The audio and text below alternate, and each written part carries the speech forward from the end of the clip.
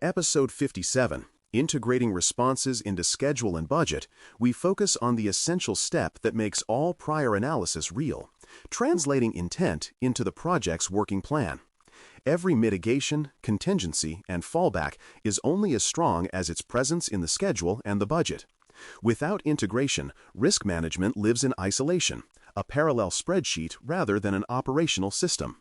True resilience emerges when the work of managing risk appears in the same calendar, task network, and cost model that drive delivery. Integration ensures visibility, accountability, and feasibility. It turns conceptual action into executable plan.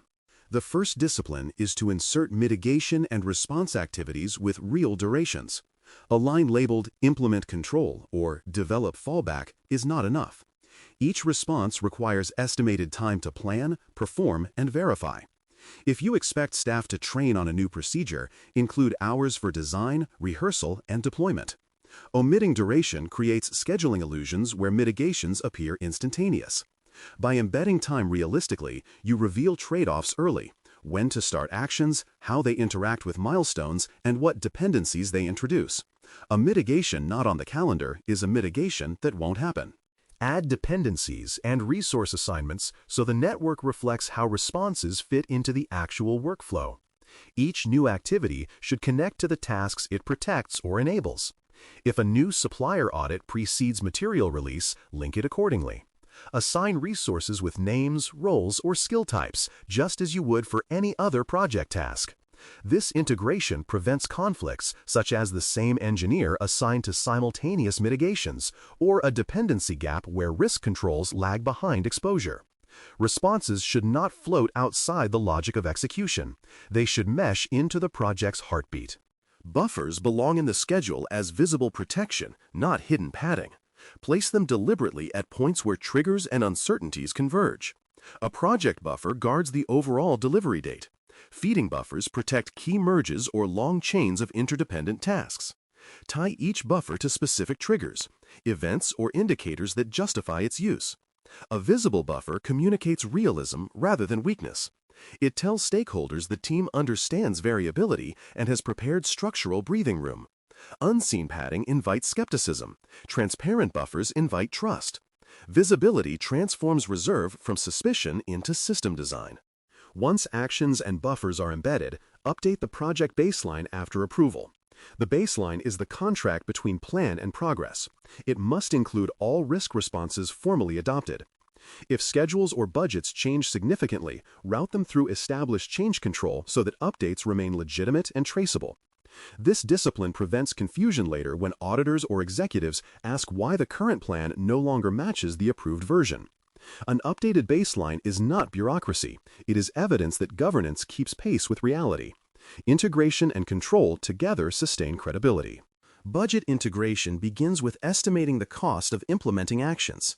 Each mitigation has both direct and indirect expenses: labor, materials, tools, and potential downtime. If responses require consultants, prototypes, or new licenses, quantify those costs and tie them to the relevant work packages.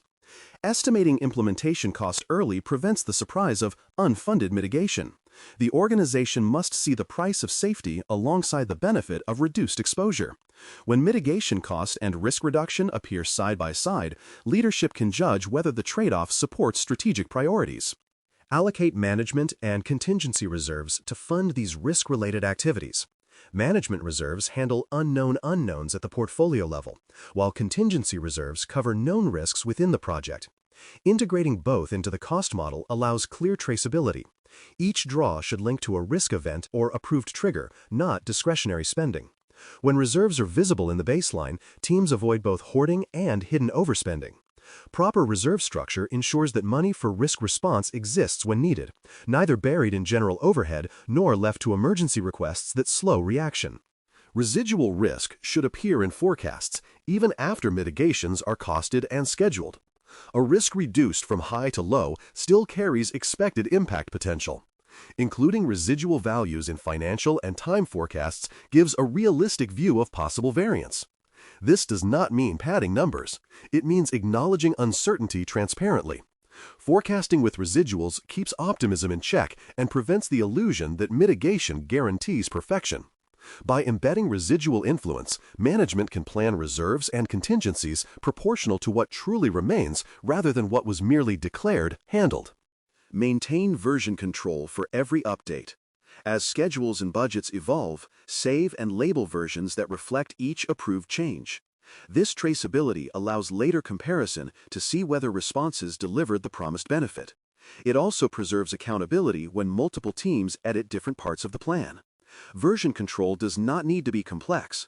A disciplined naming convention and secure repository suffice. What matters is the ability to reconstruct history. Integrated risk planning without version discipline quickly becomes guesswork when questions arise months later about timing or cost accuracy. Communicate schedule and budget impacts to stakeholders promptly and clearly. When risk responses shift dates, costs, or resource availability, transparency keeps trust. Present impacts in context. Explain why changes improve resilience or reduce exposure. Stakeholders are more willing to support adjustments when they see the logic behind them. Concealing or delaying communication breeds confusion and resistance. Every integration update should include a concise narrative: what changed, why, and what benefit it delivers. Communication turns technical adjustments into shared understanding and approval. Recalculate key milestones after major updates to verify that dependencies still align. Each inserted activity and buffer alters path length and resource loading. Use fresh calculations to confirm that the critical or near-critical chains remain visible. Reanalysis may reveal new pressure points where additional mitigations or resequencing are needed. Updating these calculations is not overwork, it is closing the feedback loop. The schedule breathes with every change, and recalculation ensures that control remains active, not historical. Integration is iterative. Each step of recalculation refines the project's grip on reality. Verify affordability before finalizing commitments. Risk responses, once embedded, must coexist with fiscal discipline.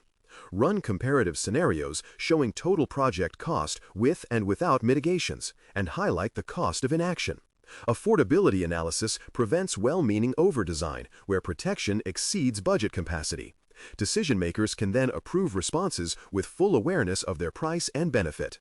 Integration succeeds when risk readiness and financial health stand together, not in conflict. A plan that defends risk but bankrupts the project is not control. It is overreaction disguised as prudence. Integration turns intent into execution. By weaving risk responses directly into schedule and budget, you convert theoretical preparedness into operational readiness. Activities gain time, buffers gain logic, costs gain funding, and progress gains visibility. Change control, version tracking, and clear communication keep everything aligned. When integration is thorough, there is no separate risk plan. There is only one coherent plan that anticipates variability and manages it in motion. That unity is the hallmark of maturity, a project that plans for uncertainty and still delivers with precision. Thanks for listening. For more audio courses, daily newsletters, and more, please visit baremetalcyber.com.